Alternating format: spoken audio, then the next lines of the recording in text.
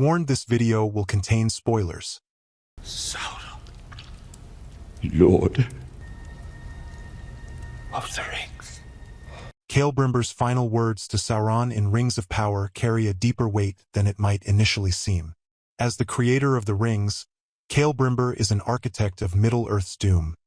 Yet he also becomes the voice of its potential salvation, even in his last moments. The tension of this duality is what makes his final words, "No, you are their prisoner, Sauron, Lord of the Rings," so impactful. What stands out in this scene is the brilliance of the performances from both actors, particularly how they communicate such profound emotion without the need for extended dialogue. Celebrimbor, despite enduring unimaginable torture, faces Sauron with a quiet strength, showing us that even though he's facing death, he's not defeated. He recognizes that the rings, which were meant to be instruments of power, are actually Sauron's chains. This reversal of roles is key. The hunter becomes the hunted, and in that moment, Celebrimbor reclaims a piece of himself, even if just for a brief moment. This scene also frames the title Lord of the Rings as more of a curse than a crown.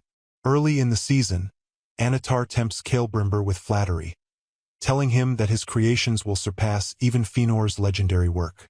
This plays into Celebrimbor's ego and ambition. But by the end, Celebrimbor turns the meaning on its head.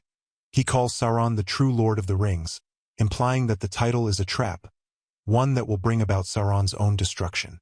This moment captures the larger theme of the season: power as both a gift and a curse. Sauron may seek dominion over Middle-earth, but Celebrimbor's insight is that true power enslaves those who seek it too greedily.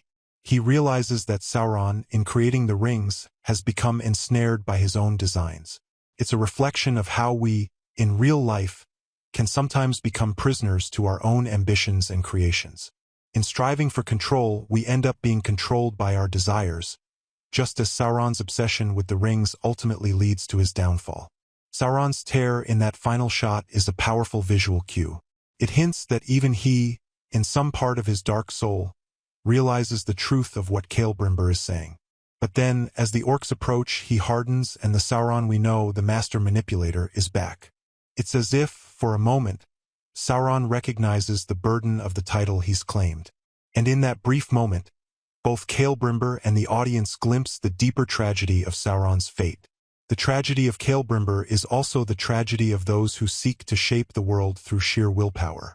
He begins his journey believing that the rings will be a testament to his greatness, only to realize too late that they are instruments of destruction. His realization that the rings will be Sauron's undoing is bittersweet. He dies knowing that while he helped create this evil, he also understands its ultimate fate. Celebrimbor's story is an echo of a recurring theme in Tolkien's works: the idea that evil is self-defeating. As he tells Sauron, "One ring alone will lead to your utter ruin." This foreshadowing is chilling because we, the audience, know it will come true. When Frodo eventually destroys the One Ring, Sauron's entire being crumbles with it. Celebrimbor's insight in this final moment is a realization of the ultimate truth. Sauron's power is bound to these creations, and through them he will be undone. In Tolkien's original lore, Celebrimbor's death is brutal, struck down by arrows and displayed as a grim symbol of Sauron's victory. The series offers a more private death for Celebrimbor, which feels like a deliberate choice. By making this moment intimate, it preserves the personal connection between Sauron and Celebrimbor, giving their final exchange a more profound weight. It's less about the spectacle of his death and more about the personal tragedy of these two characters who are tied together by the rings. The decision to downplay the gruesomeness of Celebrimbor's death doesn't detract from the impact. In fact, it enhances it. By focusing on the emotional and psychological tension between him and Sauron, the scene becomes even more powerful. The showrunners chose not to recreate the grand, violent display described in the lore, opting instead for something that feels more character-driven. This approach honors Tolkien's thematic intent while also allowing the show to carve out its own path. Now, what do you think? Do you feel like Celebrimbor's death was portrayed effectively? Could they have gone further with the brutality? Or was the intimate portrayal more suited to the relationship between him and Sauron? Let me know in the comments below. I'd love to hear your thoughts on this powerful moment from the Rings of Power season finale.